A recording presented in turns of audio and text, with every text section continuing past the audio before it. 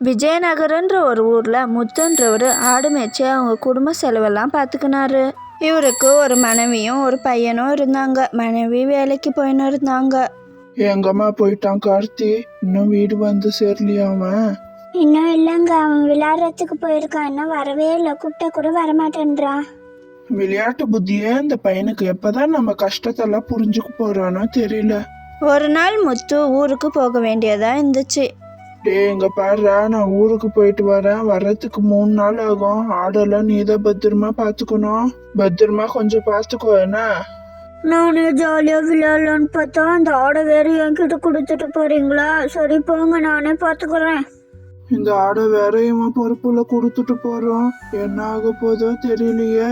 இந்த பையனுக்கு வேற விளையாட்டு புத்தி வேற ஜாஸ்தி. என்ன பண்றது, வேற வழியும் இல்ல. அந்த பையனும் அந்த ஆடெல்லாம் கூப்பிட்டு காட்டுக்கு போனான். ஏன் ஆடுங்களே, எல்லாரும் போய் மேயுங்க. இங்க இருங்க, எங்கன்னா தூரம் போயிட போறீங்க.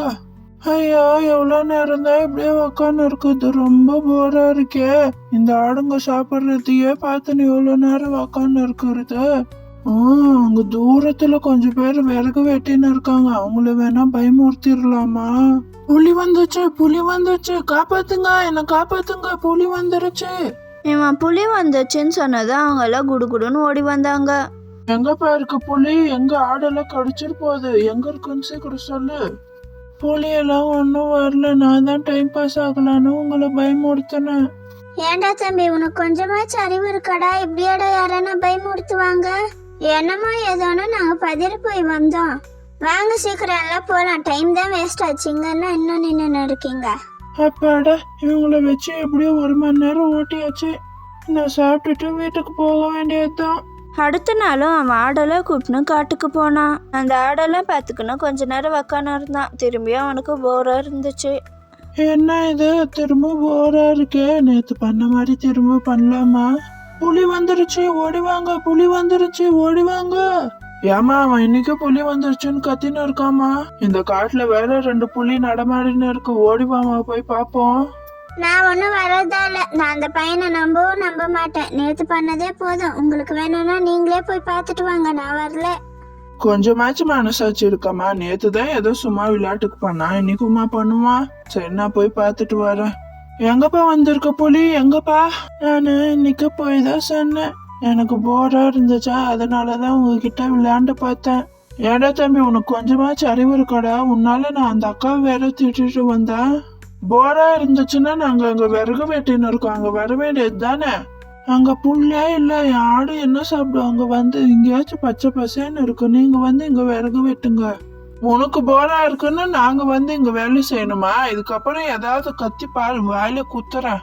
என்ன, புளிய சாகடிச்சிட்டு அதோட தலைய கையில தூக்கின்னு வரீங்க போல இருந்துச்சா புளி? இல்லம்மா, அந்த பையன் இன்னைக்கு போய் தான் சொல்லியிருக்கான். இதுக்கப்புறம் எப்ப கூப்பிட்டாலையும் நான் போறதா இல்ல.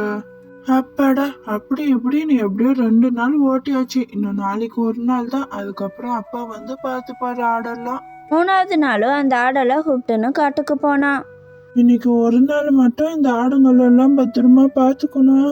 அதுக்கப்புறம் அப்பா நம்மள புகழ்ந்து தள்ளுவாரு. நம்ம கேட்டதெல்லாம் வாங்கி கொடுப்பாரு. அவனும் அந்த ஆடுங்களெல்லாம் பார்த்துன்னு உக்காந்து வந்தான். அப்போ நிஜமாவே அங்க புலி வந்துச்சு. ஐயோயோ, என்ன நிஜமாவே புலி வருது? புலி வருது, காப்பாத்துங்க, புலி வருது, காப்பாத்துங்க, என் ஆடு புலிகிட்ட இருந்து காப்பாத்துங்க. இவன் புலி வருதுன்னு கத்த ஆரம்பிச்சான். ஆனா அங்க விறகு வெட்டின்னு இருக்கிறவங்க இவன் சைடு எட்டி கூட பார்க்கல. இன்னைக்கு இந்த பையன் போய் தான் சொல்றானே, அவங்க பாட்டிக்கு அவங்க வேலையை பார்த்துன்னு இருந்தாங்க. அந்த புலியும் ஒரு ஆடை கடிச்சு கொன்னு எடுத்துன்னு போயிடுச்சு. ஐயோ, அந்த புலி ஆடை கொண்டு இழுத்துன்னு போயிடுச்சு. அந்த பையனும் மீதம் இருந்த ஆடெல்லாம் கூட்டுன்னு வீட்டுக்கு போனான். அவங்க அப்பாவும் ஊர்ல இருந்து வந்து உக்காந்து இருந்தாரு. ஒரு ஆடு காணோன்றத அவங்க அப்பா பார்த்துட்டாரு. எங்கடா ஒரு ஆடு காணோம்? அப்பா, அங்க ஒரு புலி வந்து நம்ம ஆடை தூக்கின்னு போயிடுச்சுப்பா.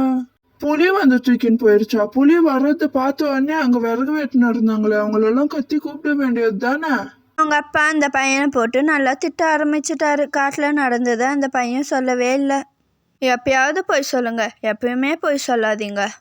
ஒருவன் வார்த்தையில் உண்மை இல்லை என தெரிந்தால் அவன் எப்போது உண்மை சொன்னாலும் யாரும் உண்மை என நம்ப மாட்டார்கள். அவங்க அப்பா ஊருக்கு போனதுக்கப்புறம் அந்த பையன் அந்த ஆடுகளை எத்தனை நாள் பார்த்துக்கினான்னு கமெண்ட்டில் சொல்லுங்கள் ஃப்ரெண்ட்ஸ். உங்களுக்கு எந்த மாதிரி வீடியோஸ் போடலான்னு கமெண்ட்டில் சொல்லுங்கள் ஃப்ரெண்ட்ஸ். அடுத்த வீடியோவில் பார்ப்போம். பாய். பாய்.